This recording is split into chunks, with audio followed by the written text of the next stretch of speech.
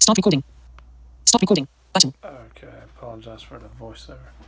Um, anyway, James chapter 3 starts out talking about leaders in the church and a warning to not many people should be masters in the church. And that's a warning because the direction you lead people in is a great consequence. It's not something to be lightly undertaken. And in this passage, it also talks about the tongue and how easy it is for us to offend others with the things we say. And that's one thing people don't like about leaders is if they accidentally say something they shouldn't have said, people won't forget it. It's terrible. People are such hypocrites, We're all such hypocrites. What people say in the privacy of their house is probably 10 times worse than a lot of leaders, what they've said, and it's destroyed their career. That's pretty sad. But, when it comes to the tongue, we were studying a lesson in Sunday school this morning. My wife and I teach the youth at the church we attend, and it was a really good nugget that the Lord gave me this morning to share with them, and it was along the same lines as this lesson here, so I wanted to share it with you today, that when it comes to words and how it affects people, a lot of people live in torment from something somebody else said about them years ago, and it shouldn't affect us anymore, should it? But we replay those messages in our mind a lot of times, and I'd like to share with you something that would liberate you and set you free from punishing yourself with those things. First of all, we need to forgive the person who offended you with their words, because whenever you hold a grudge, it's only going to hurt you, and it will hurt you because your hand will be so tightly fixed on that grudge you can't open your hand to receive a blessing from God. And like I said, that what they said, probably they might have even forgot about it.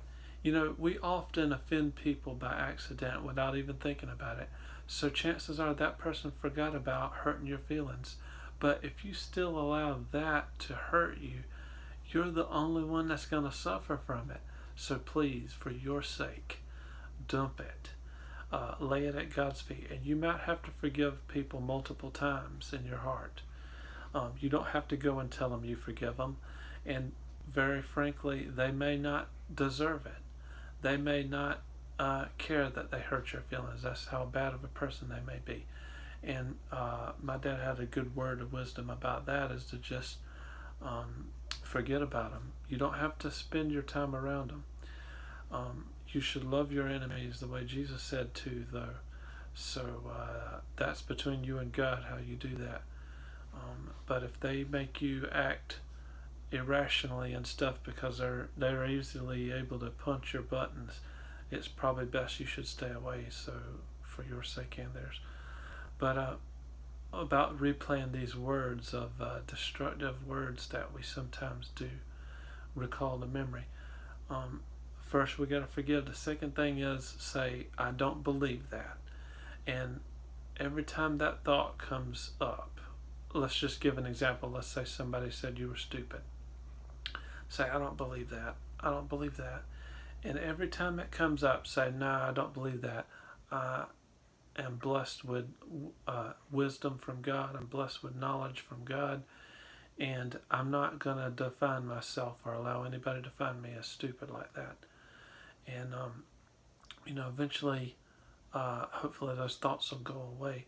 But the main thing is, I used to replay self-destructive tapes. One of my professors used that phrase in a psychology class, and he said, you really need to stop playing those tapes. And he was talking to the whole class, but that was something that really helped me, and I made sure to keep a note on it. And I want to encourage you with that, because it's like carrying an unnecessary burden. Life's hard enough. You don't need to uh, burden yourself like that. So I hope that has been beneficial to you in some way. Um, and we have to beware of offending our brothers and sisters in Christ, and especially we need to beware of offending lost people, because they may be, you may be the only Jesus they ever see, and you don't want to have to give an account about that on the day of judgment.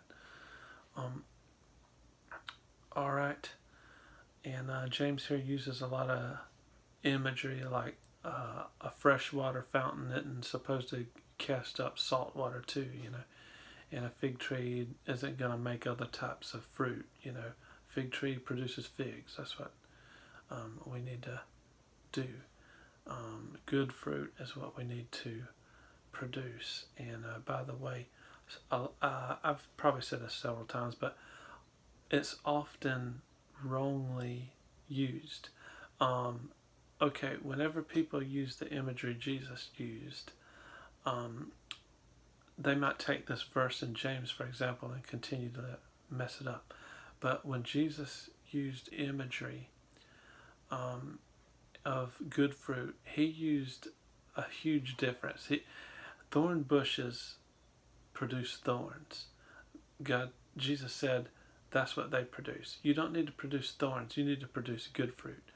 And honestly, every tree produces bad fruit occasionally, but that's not the comparison he was using. And James is using a slightly different comparison, so I'm not saying James and Jesus are at odds, but just want to make that clear that everybody makes mistakes, even Christians, and there's a huge difference between a lost person and a saved person. But anyway, that might have just muddied things. I hope not. But the last thing I'd like to talk about is if you take a look at verses 15 through the end of this chapter, it also talks about the problems within churches or any organization. It says in verse 15, I think it is, it says, where envying and strife is, there's a lot of bad things that happen when envying and strife comes in. And see, envy is looking at things from a bad perspective. And that's the whole reason that Lucifer fell. He envied God's position. And see, if you look at things from a perverted perspective, you're going to get a perverted answer. And, okay, one of the problems today is class envy, when really class is irrelevant. In America, you're free to make as much money as you want, to do as much as you want to do. And it's not, look, there's not as much of a big deal about where you came from. If you're a good person and you have a good demeanor, etc., you can get really far in this life. But if you have the perspective of envy, if you envy somebody who has more than you, that's ridiculous. That's going to set you back, because, to be honest, if you live in America, you've already hit the jackpot. In America, our poor people are several times richer than people that are average in other countries. And like in Zambia, I don't know what it is now, but as of a few years ago, I was reading the average income for a person in Zambia was $1,200 a year, U.S. currency. $1,200 a year. That's 1 year, a person living off of $1,200.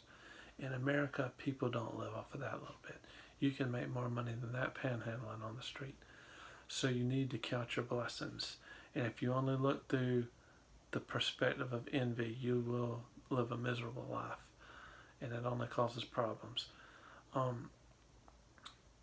Let's see. So what we need to have a mindset of is peaceableness. Look at the end of this chapter 3 and verse 18. It talks about peaceableness, the fruit of peace, And there's a good verse in Isaiah about that, and I think it's at the end of Isaiah chapter 47. God says, there is no peace for the wicked. And it's wicked to be envious. That's being covetous. Cain envied his brother Abel. You know, covetousness is a sin. That's one of the 10 Commandments. So we need to beware of that. But you will have peace if you are content and thankful, and because you're giving thanks to God. And God can uplift you greater than anybody else can. God can work through people to put you in a place He wants you to be in, and that doesn't mean to just lay down and do nothing. The Bible talks against slothfulness very much in Proverbs. But I just want to share with you that Jesus said, blessed are the peacemakers. Peace brings health and wellness, but envying and strife causes destruction. You know, I'm convinced that worrying is one of the greatest detriments to our health and our happiness, because Jesus talked about worry. He never did talk about what to eat. He didn't waste time on stuff like that, nutritional books and stuff like that. You see, your health is tied more to worry, and Jesus told his disciples very often, peace, and fret not thyself, and don't worry. He told his disciples to not worry, you know. So that's what we need to do too. In the Psalm 23, the last thing I'll share with you, the shepherd, he's a good shepherd, and he makes his sheep to lie down in green pastures, just as Jesus did. Arthur Pink brings out in a great book, the exposition of the Gospel of John, as a commentary on the Gospel of John. Jesus made the people to sit down on the green grass when he fed the 5,000. So think about that. Jesus wants you to be at peace. Find your peace and contentment in him. Hope you have a great night, and God bless.